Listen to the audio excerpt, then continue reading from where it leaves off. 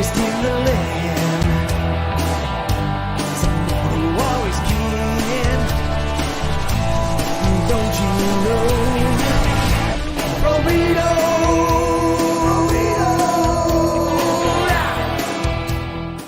Yes, it's the Monday Night Delight. What's up, Flobo After Hours? Part of the Flobito Network. Of course, that's me at Flobo Boyce right there on the bottom of your screen. If you haven't done it already, I want to give a shout out to everyone up there on Twitch.tv/Flobo Boyce. Yo, subscribe to a play. I need them views, need subscribers, need them followers. Trying to build what's going on. No, this is a show. We after show, hang out, a late night talk show, if you will. I get to hang out with very, very influential, intellectual, and dope individuals. If you want to be on our guest on the show, too bad. No, I'm just kidding. Before I get to anything, I want to introduce my guest today. This guy is doing so much in digital space. I mean, he has one brand and it's everywhere. It's it's on your TikToks, it's on your Instagram, it's on your Facebook, it's on my shoes, it's on billboards. This guy's the next best thing in the combat sports, an overall nice guy. He is a veteran of the nerd war of the 90s, where all of us got our books tossed down in the basement because we like things that were nerdy and pop culture. Give up to the man, Adam Woods. Yeah, how was that intro? Was that okay? Was that too much? I think it was a little bit too much. Oh my God, I had to do an Allison K after that introduction. Holy shit. My goodness. I mean, have I done that? I think that's done an embellishment or two, but fuck it, I'll allow it. Like Judge Mills Lane, I'll allow that. I'll allow it. Yo, shout out to everyone in the chat. Derek Fisher, thank you so much, man. I mean, you were supporting us. We're just two guys chatting. If you have any questions for Adam or myself, he's a big wrestling fan as well, and a fan of sports in general, to say what's up. So, Adam, I was on your show today. I was actually on According to Woods. It was an honor. I didn't know what to expect. Talk to me about that, man. You have your own platform now. It's branded. It's about you. What made you decide to go ahead and do According to Woods? And why did you name it According to Woods? That's the thing I want to know. Yeah, so I gave myself an out in terms of like, hey, I might have a wrestler on. Hey, I might have a fighter on. Hey, I might have a musician on. And I'm like, because I have friends that have, grappling podcasts and all that stuff, and they're like, oh, do they fit here and whatever? So I gave myself an out. But what According to Woods is whatever the fuck I want to talk about. And it's literally, and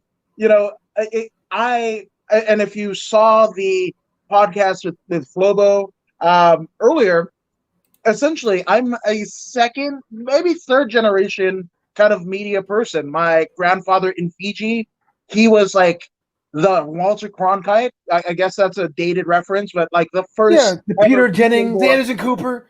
Yeah, exactly. But he was the first journalist, like on the radio in Fiji, away from the BBC. So my mom coming here to the States, she was just like, I don't know if she knew it at the time, but she kind of raised me to be like him. So I did the radio thing, and then the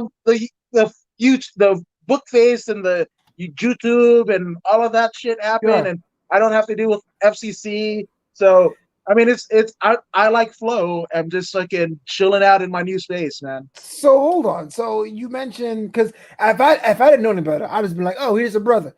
But you say that you have Fijian heritage? Yeah. So I mean, my dad is ADOS, right? American descendant of slaves, and on that side, we've got, I mean, there's some Irish, there's some, Cherokee, right? And then my grandfather, Bill Woods, was ADOS, and then my mom, full-blooded Fijian. Like her second or third cousin is James Rear. You guys might know him as, Superfly Jimmy Snuka.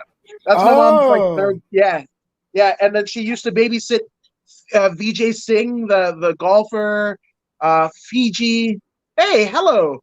Hello to you, man. Yeah, man. We got Charlie in the chat, Dirk Fish in the chat. We're all having a good time. But sorry, you were saying. Yeah. So I mean, my mom was Fijian, and here growing up in the States, I kind of had a British kind of way about doing things. I remember I think I was going to school, right? And I saw a cat running across the yard, and I wanted to alert the teacher that a cat had ran across. Well, the British euphemism for cat is completely different than what it is here. Yes, absolutely. Yeah. So with that all being said, and this is in San Francisco, I go, teacher, there's a running across the yard. I get sent to detention. Oh, yeah. That's not even anything compared to when I saw the fifth graders in kindergarten smoking at the end of the yard. And Yeah. again, a cigarette in the UK Yes. is different. And It is an again, epithet for those of you who are the homosexual sexual orientation. yes. And this is San Francisco we're talking about. Yeah. Yeah, to the principal's office I'm going. So It's funny because like I was born here. I mean, my parents are immigrants from the Caribbean and an Anglophone side, so there's a lot of British euphemism there. Like a cookie is called a biscuit, a truck is called a lorry, that sort of thing. So I totally get it, and it's almost like you speak the same language, but at the same time you have to translate in your head what's going on. The chat's blowing up right now. They have some questions about you, according to Woods, man, because you've been doing the combat sports. Thoughts overall about the 2020 edition of the WWE Draft? 2 nights have already elapsed. SmackDown, Raw, the Superstar roster have been shaken up, etc., etc. So my That two smile doesn't look good. are, Though. That smile was like, yeah, no. All I care about is what Shinsuke Nakamura and Chad Gable are doing, right? Chad Gable. Chad Gable. Oh my gosh. No, here's the thing. So not the Shorty G. I'm talking about Chad Gable, right? That is probably, if he was a foot taller, that dude would be on top of the world. We wouldn't be hearing about Roman Reigns with his physical acumen. He brought back Nigel McGuinness's chaos theory, shoving people in the rope in that rolling German suplex. That thing is a thing of beauty. Again, if you were with as much charisma as he has, even more so than Shelton Benjamin, and I love Shelton Benjamin, but Chad Gable has eons more charisma than Shelton Benjamin has, right? Maybe he does. I just don't like him. Right? I'm just a hater.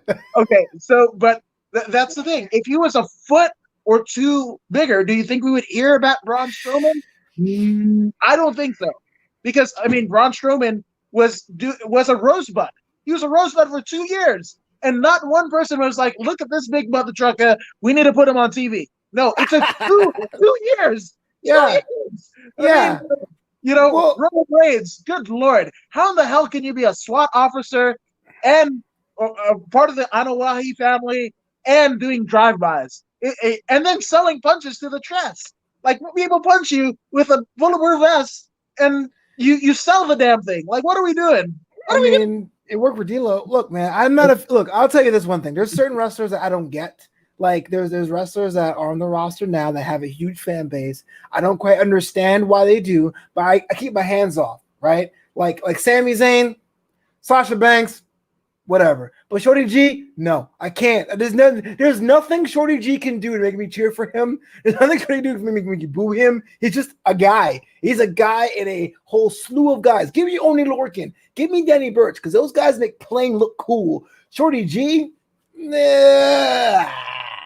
See, but there's a difference. You said Shorty G. I said Chad Gable. I hated him. I will not refer to him by his government name. That's not his mom name is Shorty. About the man. His name was Chad Gable. Let's call him that. Or Chad.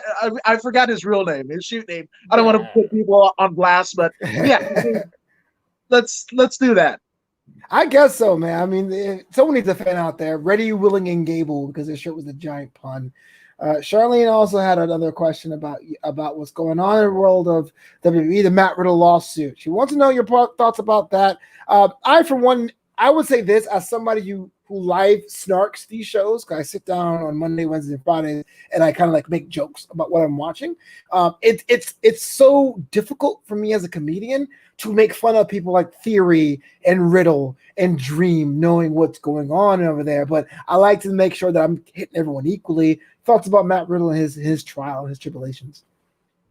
Wait, what was the question? I didn't get that last part. So Matt Riddle, right? He's one of the guys that have been in the news, right? And I know for me personally, it's always been difficult because I basically live snap on guys while I'm watching the shows. So I know it's been difficult for me as a viewer, but I want to know how it is for you with the Matt Riddle situation. Has it impacted your opinion of the Stallion, the bro? Yeah, so it's weird because obviously we see what we see in terms of his online persona, kind of like, hey, bro, and all that jazz. got a wife and kids. The kids all look like him. They're so cute, right? But to think that he could be capable of some dastardly things, it's kind of like Cosby, or in the MMA realm, we had War Machine, right? Or Mayhem Miller, right? Where, well, War Machine we kind of knew, Mayhem we kind of knew, the signs were there, but I mean, it's just, to kind of, it's almost like the Cosby deal. Like you report one thing in front of the camera and you're something completely different. I think this is an era of transparency, and especially, I mean, as we are here in LA, I know you got an international fan base, but in LA, we pretty much had the whole SoCal pro wrestling scene go, not because of COVID, just because of like dalliances that were probably unwanted by a lot of the people, or a couple key people in the scene. So I think regardless of whatever, and especially post Benoit, you kind of have to look at it like, yes, they were this person, but I mean, realistically, they're this person behind the scenes. So I mean, I don't know. I mean, everybody's innocent until proven guilty, so I cannot say. But it's just not a good look, and especially since the WWE has made so many concessions to have him on the roster. They've tweaked the wellness policy to allow Matt Riddle to do what Matt Riddle does, and that has kind of permeated throughout the entire roster. He means weed, y'all. Saying weed. I gotta clarify for those who watch wrestling. I was like a fucking sailor. I'm just saying, if people don't know that, who don't watch wrestling don't know Matt Riddle is like, he's a server. Yeah, so bro. I mean, I don't know. Obviously, hopefully, the truth will come out, one way or another. But it's just not a good look. Yeah, it's kind of a weird thing. I mean, this is kind of begs a bigger question. And if it's too personal, it's all right if you want to skip this one. But has there been a wrestler you've been a fan of and read something in the dirt sheets that changed your opinion of them, however small it was? You're like, oh man, that really guts me because I really like X, Y, or Z. Not so much the dirt sheet. Meeting Sasha Banks in person. That was like, oh, I'm waiting for Sasha Banks hate. Tell me more. Oh yes, she was. So this happened right after the SummerSlam 2018, and that was Brooklyn. So I mean, and like Brooklyn, Sasha, right? I went to that one actually. Yeah, McKasey, who's an excellent seamster, because seamstress is the gender pronouns and all that. Whatever. It's Taylor. It's Taylor. Right? Yeah, makes dope ass costumes is what we're saying, right? But Sheamus was cool, whatever. I almost got into a fight with one of the Usos. There's a lot that happened. Wait, hold on. Were you like backstage hanging out? Was it a meet and greet? Or why are you fighting Usos against somebody? This might or might not have happened at the TV hotel, but I digress. Okay.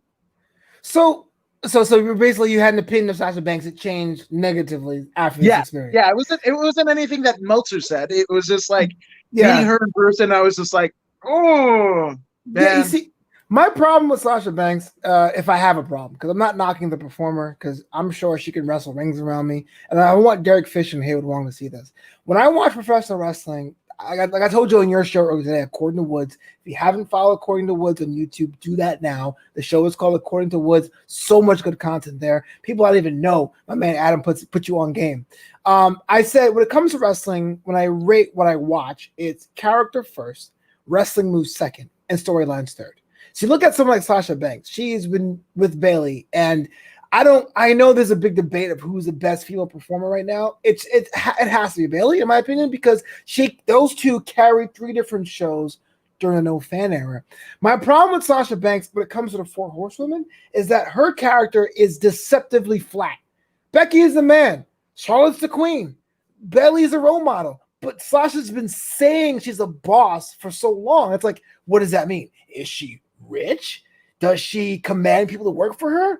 She just says, I'm a boss, which was dope 5 years ago, but there's no progression. Now I understand. What about John Cena? John Cena never changed because he was the guy for so long. But Sasha left and came back. And the only thing that changed was her hair color. So I'm sitting this every week going, that's why on Twitter, I don't even like bag on Sasha. I just ignore her. But then people are like, you hate Sasha Banks, say nothing about her. I'm like, whatever. you know. Yeah. So, and that's the thing is it. The Hitman, right? Watch it, Flobo. That's whoa. Heel Shout out turn. to Derek for that one. But no, I mean, the Hitman, right? He looked like somebody that would shoot you. And he had the sharpshooter. Everything made sense. The Macho Man and the elbow, everything was, the pageantry of the pomp and circumstance and everything. Nowadays, it's just like the acronyms, right? I mean, and it's yes, and Sasha is a good performer, but very guarded. I found that out firsthand. Yeah, total heel. But the thing about it, what is Hangman Adam Page? Cowboy-ish. Yeah, but I mean, really, I mean, does he hang men? Which, again, in some circles that doesn't age well, but some other circles it ages perfectly fine. I'm talking about you, south of the Mason-Dixon line, but I digress. Leonard Skinner, fuck Freebird. Anyway. Whoa, I didn't know you were a hater. Okay. Oh, no. Dude, anything with the stars and bars, I'm out. I'm out. Okay, no, fair enough. Anything that has the, I guess, the N word. Yeah. Also, not my cup of tea. So let's talk about that real quick. Let's talk about that. I don't pick and choose. Because I'm sorry, you're saying? No, so I mean, in terms of Sasha, I don't know. Everybody in wrestling is kind of just acronyms, but they're just like Bianca Belair. She's the EST. What does she exist? It's just cute little punchy taglines, but they don't really mean anything. They make and for obviously Vince McMahon, who on the Bruce Richard podcast, one of the main taglines is pronouns pal. I think they even have on the boxofgimmicks.com a pronouns pal t-shirt, right? For somebody that knows how the pronouns work. Everybody's a fucking pronoun. Does it mean anything? No. Fuck no, right. It doesn't. Right. What is Roman Reigns? Is he a Caesar S dictator? No, he's a guy in SWAT uniform with a shit theme song. And don't get me started on Roman Reigns. It sounds like I'm taking a shit. I had one of those Kobayashi Nathan's hot dogs or whatever, and I'm just nah. That's literally my bowel movement. It's his theme song. So there's a lot to unpack there. First of all, about the stars and bars, because I went to college in the South, and this is the early 2000s when I went. So I went to 2003 on, and I saw how the Confederate flag was used as a pop accessory. Little John had a Confederate flag belt buckle because I just thought it was the South. Until you go to your second year history class, and you're like, oh wow, this is not just the South at all. This is a faction that broke away from the United States and caused an insurrection and failed, but yet. But that's besides the point. We look at someone like black performers in professional wrestling, and if I'm getting too deep, stop me, Adam Woods. Right? When it comes to I'm not saying WWE is racist because I watch every week. If it was truly racist, I wouldn't watch. But you notice if it's a heel or trying to do a comedy gimmick, it's always a black stereotype, right? It's Crime Time. It's your R-Truths. It's your Cedric Alexander's when he was dressing up as that janitor or something like that. But then when you have a face black performer, it's almost like they don't know what to do with them. They're like, well, you're black, but we can't really say you are into crime or you're into being loud, so we'll make you an athlete. You're Shelton Benjamin, Coco Beware before you got the bird, Bianca Belair is an athlete. It's so vanilla. And so when you watch all of representation matters, but then you watch someone like Bianca, or even Naomi. Naomi, as a character, I don't get. Feel the Glow is what? Is someone who loves to dance? I have no idea. But before that, when it was Naomi Knight, it was the best pure athlete we ever seen. Bianca, the best pure athlete we ever seen. Pure athletes don't headline WrestleMania. Nobody watches wrestling for drop toe holes and headlocks. They watch for characters and stories. So it just trips me out when I see someone like Bianca has all the tools, but is like, all right, I'm going to do a vignette of being faster when I'm running. It's like, okay. Yeah, so so there are obviously, she is a pure athlete. MVP is amazing in 2020. I agree. And it was, when I saw him at PCW against the Sheik, right? I think it was not a coffin match, but a body bag match. He was awesome then. He has been somebody that is always awesome. continuing to refine his skills, like, I mean, to an umpteenth degree. I mean, he's a NAGA, North American Grappling Association champion. Yeah, like he's got one of these, like legit. That Wow, and he shoe. follows me on Twitter, so he's definitely dope. Yeah, so I mean, there's not. I don't think there's any bad things I have to say about MVP, but like, so MVP and then like the New Day, right? And not to talk about it because it's topical because they broke them up and everything like that. But I think those two performers, right?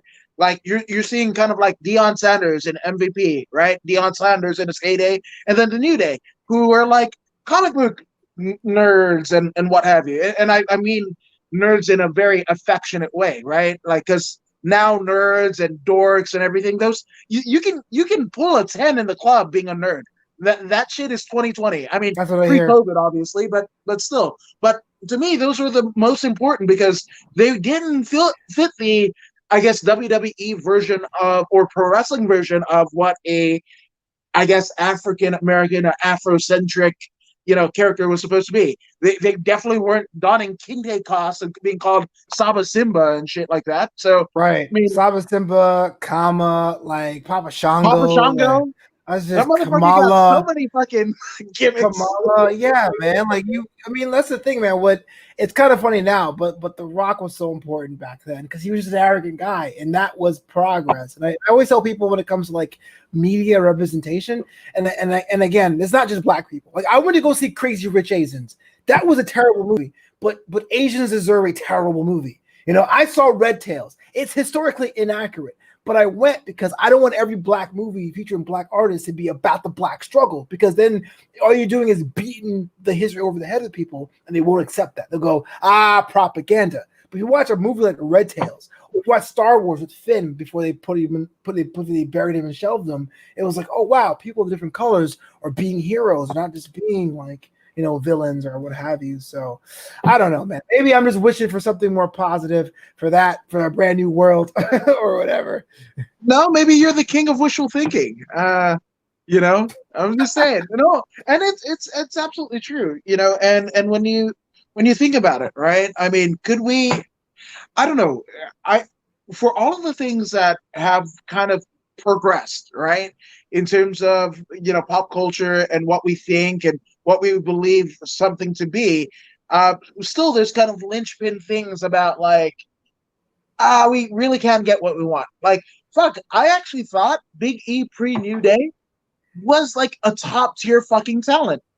Like, oh, I hear that a lot. there you I go. don't What's your thoughts on the New Day split up? I didn't quite say myself, but I heard that a lot. Yeah, so go West. Hell yes. The King of West wishful thinking. Hell yeah. And there's a cool ass Newfound Glory cover if you guys see fit. That's fucking dope ass. Yes. But yeah, so in terms of the New Day splitting up, I think I hate it because again, we get to a point where a Afrocentric representation, but also not like the cookie cutter, hustler, gambler, blah blah blah, right? For presentation of what a wrestler is supposed to be in the WWE, like there's an end of that. Now, obviously, Xavier and Kofi are going to continue to do that, but I think this is a good thing for Big E. I mean, they went close to a decade, right? I mean, I bought a Funko Pop like literally 4 years ago, and they were already like 2 or 3 years into that gimmick. They're like 6 years in. What that gimmick was supposed to be, right? The pastor preacher, blah blah blah. The New Day, it's a New Day coming, and all that. The choir singing. Whoa, whoa, whoa. Yes, and to see where we are now, I mean, kudos to those three guys. I more power to them. But I just think, theoretically speaking, for Big E, because we already saw, Kofi with his title run, and because of Xavier's injury, that got curtailed, quite a bit, because he should still technically be in the main event scene, even with COVID happening, right? Don't get me started on that, man. Okay. That's a whole thing. So I say that with a grain of salt, because I don't think that Kofi is a top tier talent at this point. No. He wasn't. No, he was in '07 with that Randy Orton shit. Yeah. Yes. That was Yeah, 09. but I mean, Okay. it's too few far in between. And Kofi didn't get the, learn a new move, pal, like the Drew McIntyre did or Jinder Mahal did. He didn't go away, to learn a new hold. He just stayed there and languished up until what the New Day happened, right? And yes, you can say, oh, well, he won U.S. titles and, he won, tag team titles and everything. But again, I don't know any wrestler that want to go, damn, I want to be a tag team guy, unless you're a tag team guy, like Yeah. you want to be the world champion. If you don't want to be the world champion in any avenue, whether it be MMA, pro wrestling, boxing, whatever, if you're putting your body on the line and you don't want to be world champion, what are we fucking doing? Right. No, I hear you, man. I totally hear you. I do think Kofi could have done it. I feel like he's still the champion in my mind. I don't want to get the whole big deal, but I also don't want to make it a whole Kofi show. But imagine this, and for those of you who are listening to the show who don't watch pro wrestling, Kofi Kingston was a black wrestler born in Africa. Grew up in Baltimore though, so he's pretty much American, right? But he's still built from Ghana, West Africa. Languished in WWE for 11 years. The crowd basically pushed him into the main event. WrestleMania 35, New York, becomes WWE champion, becomes a symbol of that brand, goes to Ghana with the belt, shows that he can do anything. And 1 year ago this week, SmackDown goes to Fox. I was in the crowd when that happened. I was in the rafters.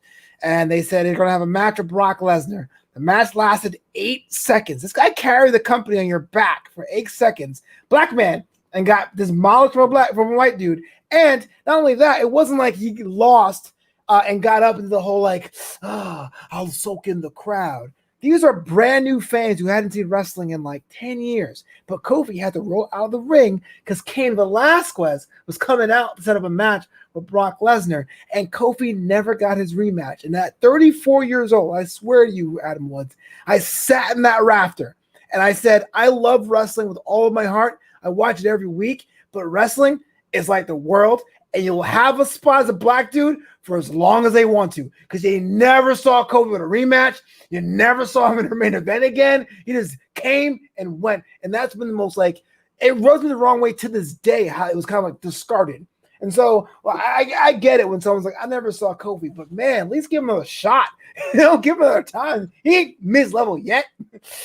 well, see, here's the thing. I mean, me seeing Kofi as a non-main event guy is also tied into my disdain for Randy Orton, because Randy Orton is the guy who kind of put him into obscurity, talking to Vince McMahon and whatever. And Vince McMahon's, kind of idea of what Kofi was going to be got shattered that day. And it just never recovered. And you got to remember, that really wasn't supposed to be Kofi's spot anyway, right? In terms of the fans kind of ushering him there, yes, to an extent, but theoretically speaking, it was supposed to be Mustafa Ali, or Ali as they're calling him now, and he's don't even get me started on Retribution, but he's the leader of Retribution. I'm all about that. Don't I won't, because I like the idea. But go ahead. Okay, all right. We'll come back to that. But so the thing about it is, it was originally supposed to be Mustafa Ali, right? Which his character, we don't know what the fuck it was, because he was equal parts ex-Chicago cop, right? But then practicing Muslim, which, if that's you, cool, right? Nothing against it, right?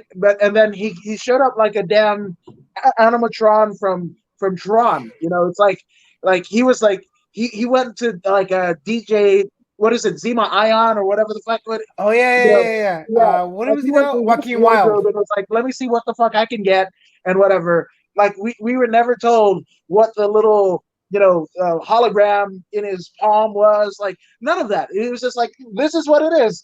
He's a father, he's a Muslim, and he's a former cop, and he does Tron shit.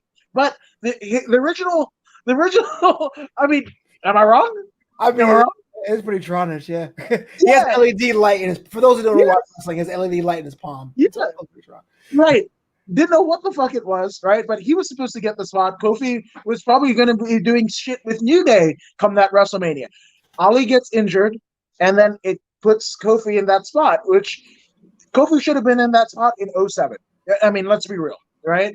I agree. No, I agree. It was, and I think a lot of the appeal was that he has been there for so long. Like I guess I compared Kofi to almost like an Al Snow back in the Attitude Era. The guy's been there for so long. When Al Snow got a title match on a SmackDown, I was like, maybe this might happen. It didn't, but that's why I think what made it so cool and organic. And 6 months is a long time, but the fact that he was beaten so quickly, decisively, and had to roll out the ring, it almost made like a blip. And now we sit here on these shows and go, hey, remember that time when Kofi was champion? Huh, what a trip.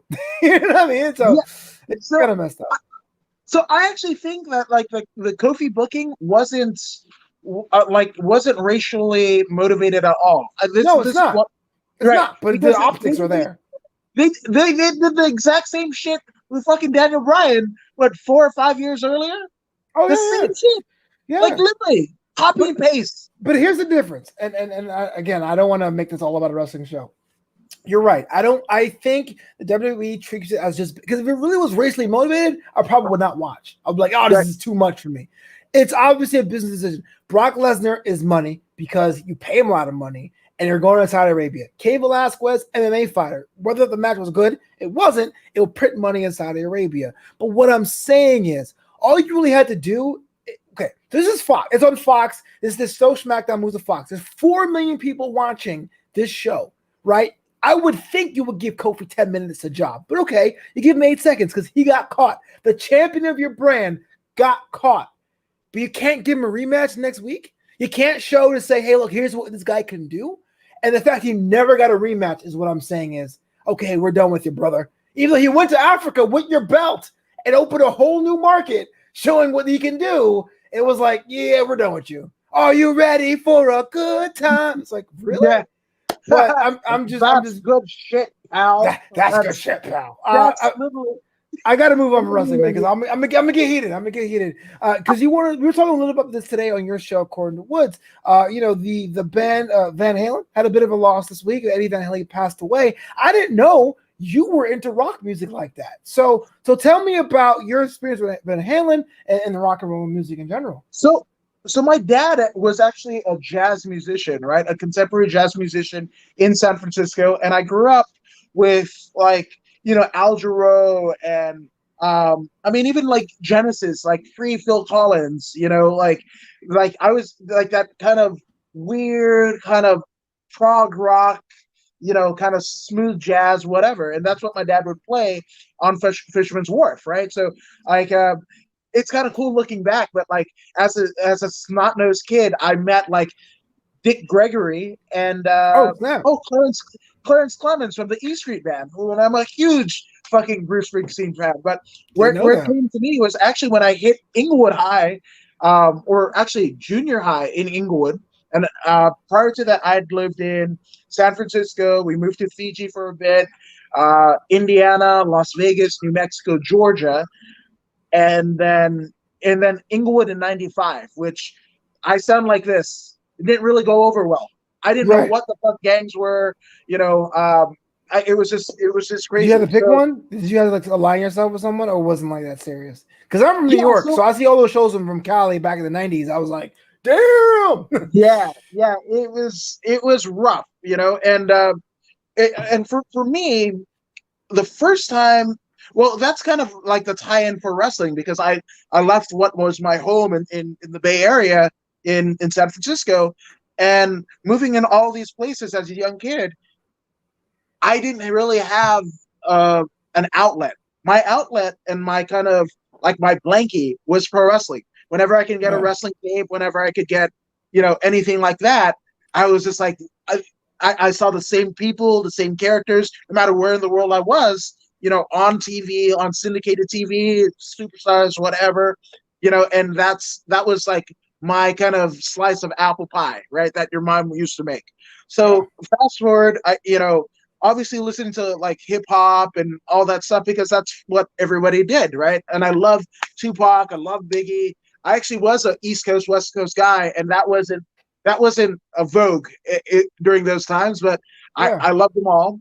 And then when Biggie and Pac died, like that was like my love for hip hop died, because I'm like, you Oh, could lose wow. your life for this shit. Like, I don't know, right? So around the same time, well, it was a couple years later where my friend had given me Korn's "Follow the Leader," and he's like, listen to this, and it blew my fucking head off, because I was just like, whoa, all the shit that I was feeling as an adolescent, out of place, acrimonious, relationship with my father. And I was like, this fucking Jonathan Davis guy, he knows exactly what I'm feeling, right? And I was just like, then I would look at Hit Parader and Circus Magazine and, Limp Bizkit, Linkin Park and all that shit. And then they were like listening to Led Zeppelin. They were listening to, fucking Slayer and Pantera. And I just kept on going back and back. Yeah.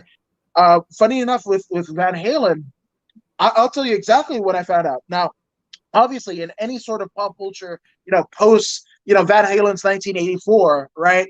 You saw Van Halen T-shirts. You might hear a song on the radio. But I remember we were in LA and we went to New Albany, Mississippi, for my dad's family reunion. And New Albany, Mississippi is so kind of like podunk that you actually had to fly into Memphis, not Jackson, but fly into Memphis and drive 2 hours down, right?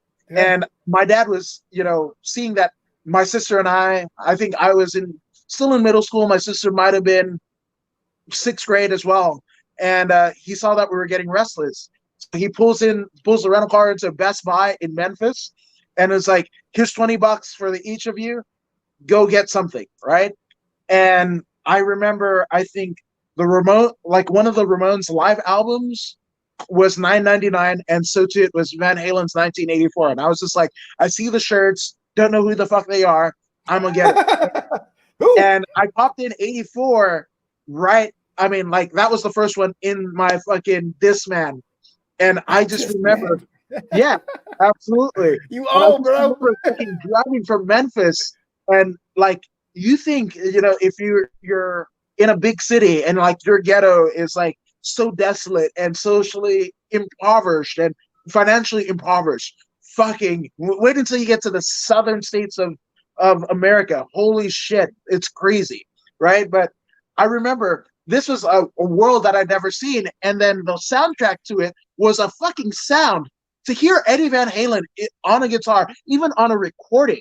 And I knew how recordings work. I'd seen my dad do it countless times. To capture that amount of fucking ferocity and artistry, and I mean, that shit was Bach on electric guitar. And I was just like, fucking A. And fucking David Lee Roth screaming, into your ears. It was the greatest thing that I'd ever seen. And I probably pissed off a lot of my family members, because once I put my headphones on, I'm out. Were you a Roth guy, by the way? Yeah? Were you a Roth guy? David Lee Roth guy? Or you're a Hagar guy? Yeah, so Van Halen's a band, right? Right. And they just have different singers. And it's when a brand. Pre-COVID, Arnel Pineda, the little Filipino guy, is literally like the fucking 8th singer since Steve Perry, right? So when I listen to Journey, those songs are still Journey songs, so I love them both, right? Because obviously, if you're in an era, Roth was your guy, right? Fucking Jump in 1984, that was all Roth. Hot for the Teacher, JD's Crying, all that shit. That's Roth, right? Yeah, but the more commercial success they had with Hagar, and something like, Love Walks In. There's a fucking litany of different shit. And David Lee Roth was my Van Halen. No, and that's absolutely great, Mr. Wong. That's absolutely great. And but to me, I love. I even fucking love like Gary Sherrod. I pulled up some shit with Gary Sherrod, fucking, the guy from Extreme, the More Than Words guy, fronting Van Halen, and that dude was a motherfucker. He almost looked like a villain of the Wacky Racers, and he was like, he literally flipped. Like down the concourse of whatever arena that they were playing at. Like he takes a fucking Mick Foley bump as he's singing, rolling down the steps, and shit Gotta like sell that. those tickets. Yeah, you gotta sell those Yeah. tickets. So I don't care. Like most people, to me, I think shit like that divides, right? Like, Yeah. oh, you're a Roth guy. Oh, you're a Hagar guy. Oh, you're a shit. Well, We have nobody to. said you're a Kirk David Lewis. Picard, you know what I'm Yeah, saying? Like, I love yeah. it all. I love it all. And again, the Woo. that, and even like Michael Anthony, getting replaced by Wolfgang Van Halen. Like I was like, at first I was pissed, but like if you're a musician, right, and you could tour with your son, I'm sure my dad wanted that for me, and I just went another way. I mean, my last concert pre-COVID was Phil Collins at the Forum, and his back is jacked, and his foot is fucked up, so he's got his, at the time, 17-year-old son Nicholas doing the drums for him, right? Yeah. So, I mean, if you're a fucking rock god and your kid plays an instrument and wants to fucking tour with you, you're gonna go there, right? Yeah, But of did I course. say, oh, fucking Wolfgang Van Halen is better than Michael Anthony? No, they all brought something different to the band. I love it. I respect it. It's all good shit to me. And I don't want anybody to like, oh, get at me, bro. There's so many fucking feelings and shit like that. Like, Yeah. let's just all fucking listen to Van Halen together.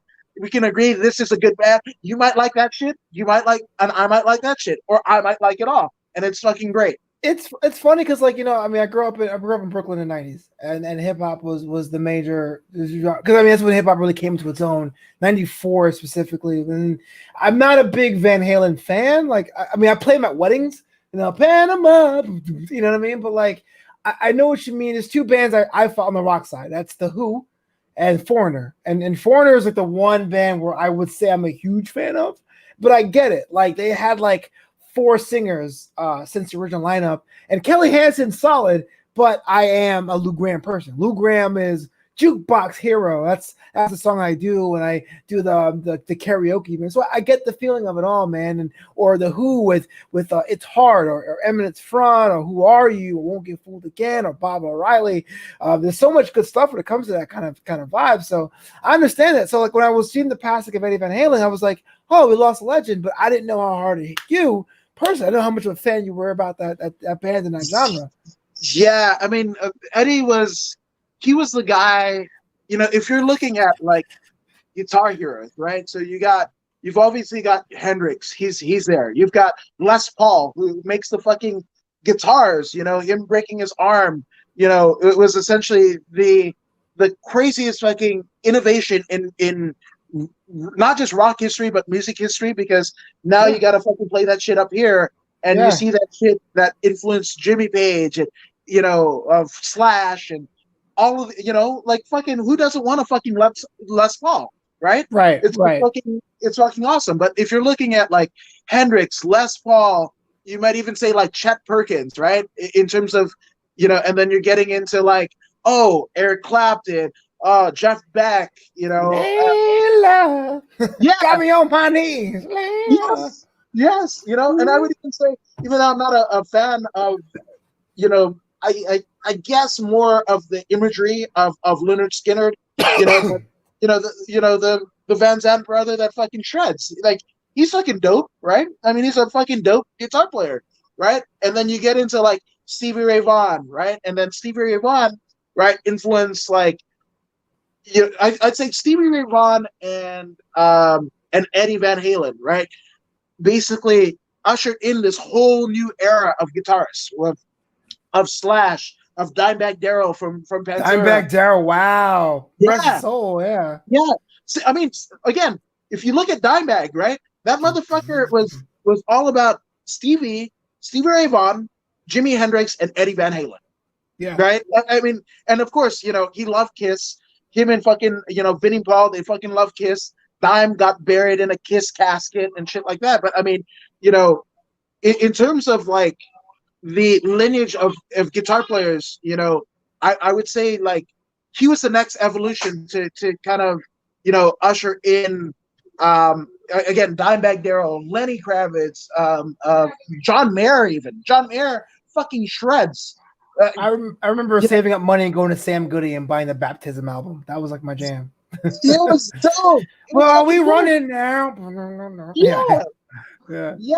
I mean, it. So to me, I just think, of course, they hadn't toured since what 2015, Yeah.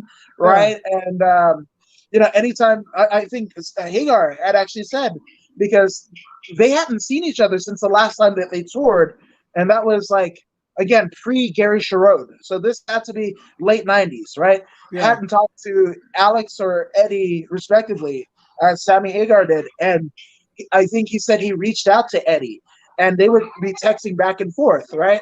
And then it got longer as like May, it got longer in between responses. And then he texted him, I think last month. And then when he didn't get a reply, Hagar was like, "Oh, I know it's fucking bad," And the reason why they didn't want anybody to know that they were talking, because they were like, "Oh, the rumors would start." Anytime you get any kind of incarnation of Van Halen or David Lee Roth or Sammy Hagar and the guys, those fucking talks would emerge, right? Right. And Eddie knew, and everybody within the Van Halen camp, they knew there was no possibility post their touring in I think 2015, 2017 or whatever that Eddie, his health was just the shits. Right, and it's sad to say, the whole part of music has been missed with the passing of Eddie Van Halen. I have a question for you though, coming from the chat. Derek Fisher asks, he says, thoughts on the Lakers winning a championship according to Woods. Also, hopefully Dodger follows up and wins LA a championship too. You're from Inglewood, the city of champions. Thoughts about that? So, I mean, kudos to LA, right? The city of LA, because I think we needed a win. It seems like forever ago. Unfortunately, Kobe Bryant, his daughter, and a litany of other, people perished in the helicopter crash. And it seemed like eons ago, but that shit was just earlier this year, right? January, I think LA, and in California kind of needed a win, right? Because there's so many, I mean, we've had fires, the helicopter crash, riots, looting, the only thing that we didn't get was locusts, which I don't want to say it in person because the year's not over. So fuck that. Fuck the locusts. We got mosquitoes up now, man. It's crazy. These Australian mosquitoes have come across the border. Yeah, I'm getting destroyed, man. Yeah. So with that all being said, it's good. Now, unfortunately, and this will probably not age well, but I more the biggest Laker fan. Like the last time I loved the Lakers was Nick Van Exel, Eddie Jones, Cedric Ceballos, and Del Harris got into some shit, and then actually Kurt Rambis was coaching. This was like right before Phil Jackson came, right in the first season of Kobe, and my mom worked for City Hall in Inglewood, and we would always get the mayor's tickets to the Forum when he didn't want to go, right? So been to a couple Laker games, at the Forum when they were still playing there pre-Staples. But where Inglewood High was, and where the Forum is, it's on the same street, like a mile and a half down. Like I actually had my high school commencement ceremony at the Great Ruston Forum. I think that season, Kobe's first season with the Lakers, I was in middle school. I think I was in 8th grade, and there was a Laker kind of pep rally and shit like that, and we had everybody there. Kobe didn't give the best impression, and that soured me. And then also after, it's kind of crazy. We brought up the Matt Riddle stuff earlier in the show. So the things that Matt Riddle is accused of was kind of similar, if not more horrid than what Kobe was accused of, right? And to me, I was just like, what the Lakers organization let Kobe do, like the careers of Eddie Jones, Cedric Ceballos, Nick Van Exel, even Vlade Divac, right? They all went to the fucking wayside, Shaq even, right? They all went to the wayside because of the whims of Kobe, right? And one of the main thing that kind of got me out of my Laker kind of fandom was none other, and you and I are broadcasters, and we respect the art of it. but none other than the great Chick Hearn when Kobe was going back and forth from LA to Colorado and then back because I think they were in the playoffs that year, right? Right. And Chick Hearn was basically painting a narrative of Kobe being like this Lazarus coming out of the ashes and playing, this incredible game, in spite of everything that's going on, right? But I kind of was like, wait, what? He fucked up.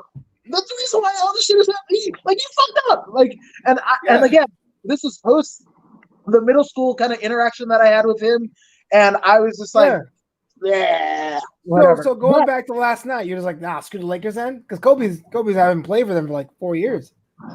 Yeah, no, but I still like the Lakers. I was like Team Clippers just to kind of like get a rise. And anybody who lived in LA during the time, if you couldn't afford Laker tickets, right? Yes. If Jordan came to fucking town, you couldn't get Laker tickets. You went across town and got that $15 Clipper ticket, and you got to see fucking Jordan suited up on the bench, right? That was as good as you could get. You could fucking get your little Polaroid camera, your little disposable. Oh, that's Michael fucking Jordan for $15. Like, yeah. There's nothing better. True. I took so many dates to those Sunday afternoon Clipper games, $7 tickets. There were no second dates, but I took the first date off. But before I ask my next question, I'll do this live read real quick. Give me a second. What's up, Flobo After Hours is brought to you by Clipper Ranks. Clipper Ranks beard care and hair care, devised by the world famous barber Clipper Ranks himself.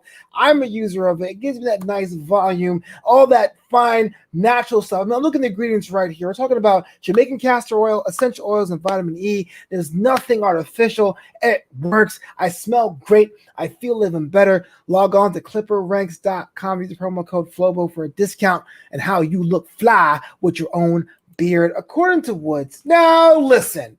I need to grow out some of that stuff to use the very stuff that you talk about. I mean, Jamaican oil. Oh my goodness! I can already feel the effervescent kind of nature that would penetrate my skin. Oh my god, I need that. I need that promo code. You're gonna hit me up with that, right? Yeah, man. ClipperRanks.com. Use the promo code Flobo. I'll send you an email. It's all good to go. So we're sitting in the chat, and they're asking me about whether or not Haywood Wong asked. He says Clippers should be your team like they are your Mets. Now I'm a Brooklyn Nets fan because for those of you who know or even care, the Nets were a New Jersey team. They were fine when I was a kid. I think we're Knicks fans in the 90s. When they went to the finals in 99 and got demolished by the San Antonio Spurs, I kind of walked away from the team. I was a basketball fan. My friend got me floor seats because he was a ticket holder at the Barclays. I was like, my team, my city, love the black and white. Became a Brooklyn Nets fan. Now, I will say this, Haywood Wong. What Adam just said is 125% correct. You can buy season tickets for the Clips for $1,800. That's 40 games for $1,800. For the Lakers, waiting period. They don't even list the prices to get season tickets because it's that filled up. So don't knock the Clippers, man, because you get the same teams, you get the same layouts. You know what I'm saying? I even went to some of the Clippers home games against the Lakers. Totally a dope deal. So I don't know. Yeah, and it's funny. Well, first off, you mentioned the Nets, the New Jersey Nets. What does Keith Van Horn mean to you, good sir? Keith Van Horn, what? Okay, so in the gray area, when it was Kidd, Kendall Gill, Kenyon Martin, Keith Van Horn, that was a team that really threatened people. I mean, it was like, wow. I was wearing my socks knee high. I was like, okay, I had a Keith Van Horn poster on my. Think about that. In my entire life, girl, I had two posters, one for Alonzo Mourning and one for Keith Van Horn because I thought he was the truth. You got any little Spike Joe in his hair, oh man, that was my guy. That was my guy. No, and I totally feel you on that because like most people are like, you're a fucking bandwagon Clipper fan. I was like, oh, okay. So Quentin Richardson, right? The Berry brothers, right? Brent and John. Oh yeah, I'm a bandwagon guy. Michael Olowokandi, and him showing up on the fucking Magic Hour. When Magic Johnson had a fucking dude, I remember that. I remember Yes. that. Tommy Davidson. Yes. Magic, you so funny. Magic, you so. Hey, you know what? Anybody that says anything about fucking Tommy Davidson, check out him. That Shaq All-Star fucking comedy jam out in Phoenix. Oh, The Tommy's hilarious, dopest- but you know he's playing a role. He was like, "Okay, Magic, you hilarious." Yeah. Magic, you hilarious. That shit with the Telemundo bit. Tell me that isn't the fucking fun or some Mhm. of the funniest looking shit. And that was him like on the men. Like he had gotten off the wagon or on the wagon. I for He fucking fell don't off. know He how fell off much the it is. wagon. Yeah, Yeah, but I mean he was clean. He was fucking yeah. clean. And he was like that was like the best Tommy Davidson that I'd seen since like his original run on In Living Color. Yeah, it's a weird time because I'm a huge late night talk show fan. Like I'm like a nerd when it comes to that thing. So for those who don't know, in the '90s, after Carson had left the Tonight Show and it was given and to Leno, Letterman got kind of upset and started a show on CBS. And what happened was this weird war happened on every network wants to have their own show. So like Chris Wall had his own show and Sinbad Vibe. My favorite, Keenan Ivory Wayans had a show on Fox called the Keenan Ivory Wayans Show. But Magic Johnson had his own late night talk show with Tommy Davis called the Magic Hour. Of course, didn't last that long, but it was like it was a replacement for Joan Rivers, who had her own show at the time. It was trash, but yeah, poor Tommy Davis and the Lords of Workers laughing at everything. I got a question from the chat here. Charlene wants to know your thoughts about Dak Prescott's injury this weekend. It was pretty bad to watch. He was one of the rising stars in Dallas. It looks like the season's over. Just thoughts about that. Yeah, so it was weird because prior to that game, you saw everybody on Twitter, like every social media, everything, just shitting on Dak Prescott, right? And him betting on himself, the deal that he made versus, what he could have taken, from Dallas and shit like that, right? And then it became almost a euphemism for today's kind of society, right? Like talking all of that shit, like all of the shit, right? And All of then it. as soon as the fucking video rolled and the fucking Instagram clip of his fucking ankle turning like a fucking hook and shit like that shit went like thoughts and prayers like a motherfucker. Everybody that was shitting on him, right? Just like hours before, like during the fucking game. And that shit went to thoughts and prayers and fucking praying hands emojis. I was like, you motherfuckers. Oh, keep it consistent. Why don't you? When I was in high school, I thought my career was going to be a football player. I was at 14 years old. I was 5'9", 275 pounds. And my mom had to sign the waiver for me to be on the football team. And she was like, she didn't want to do it, but she's like, I'm going to sign it. But if it doesn't work out, you got to do student government. And I was like, whatever, Ma. And I can tell you, I dodged a bullet because football is designed to break your body 8 different ways from Sunday. And it was a rough picture. I didn't see the game, but it was posted all over Twitter. And I'm scrolling like, oh, that and that UFC knockout. I was like, oh, God, what is going on this week? Just rough to see. And, of course, when you're watching the game, it's like, let's see it in slow motion. Like NXT this week with Rich Holland, right? We came back from break. It was like, let's see his leg buckle. It's like, oh God, no. But yeah. I mean, has there been a fucking from Wednesday to Sunday, right? Like we had Wednesday's Rich Holland injury, and again, for you guys that don't know, Rich Holland is a guy from NXT. Hate to bring it back to wrestling again, but NXT, the formerly developmental brand of the WWE, but now airing on USA, right? Totally. And he's a big guy. I mean, Rich Holland is. I think I put it. He's almost like DJ Gabriel, right? Of old school, like WWE, like what was that? That Superstar Initiative, right? Right. Ricky Ortiz and Sheamus and Ty like Dillinger as Gavin Spears. Yeah. So there's a DJ Gabriel, and he came out with Alicia Fox and whatever, but he has the similar build of either DJ Gabriel or Impact Wrestling's Rob Terry, right? But he was a more, and then you sprinkle in some Sherlock Holmes. That was essentially Rich Holland, right? And so he's doing a deal, and this guy jumps out of the ring. He catches him, and he's a fucking mountain of a man, but his fucking the weight just collapses, and he fucking does a reverse Anderson Silva, right? So that was Wednesday, right? Then we had the UFC at Fight Island, right, on ESPN Plus. and you saw, I mean, to me, I thought it was somebody said like Shelton Benjamin type insecurity. Nah, that was more like fucking Jeff Hardy, right? And old dude fucking knocked the dude out, like literally had his, I mean, kind of was like, here's my foot.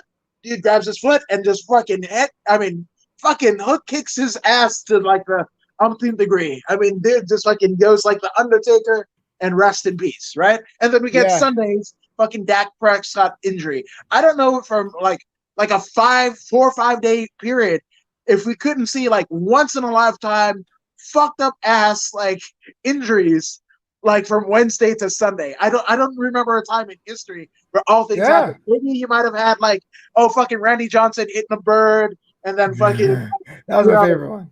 Right, but like it was a fucking crazy time between.